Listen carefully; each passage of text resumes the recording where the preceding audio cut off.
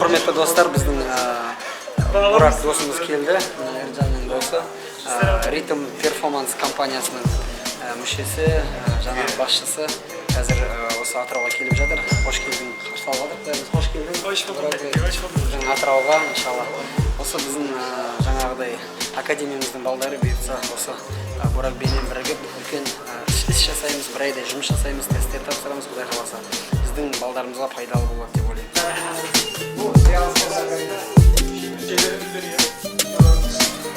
Burak Bey hoş geldin. Bu bizim stadyum.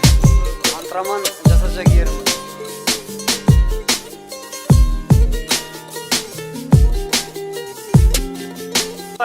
Yeni geldim Kazakistan'a.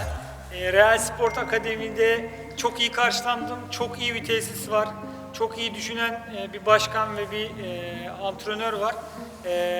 Havası da hoşuma gitti. Gayet güzel. İnşallah güzel işler yapacağız. İnşallah başarılı olacağız.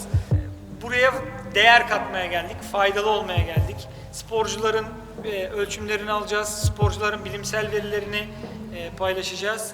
Ve onların gelecekteki kaliteli işler yapması için onlara faydalı olmaya çalışacağız.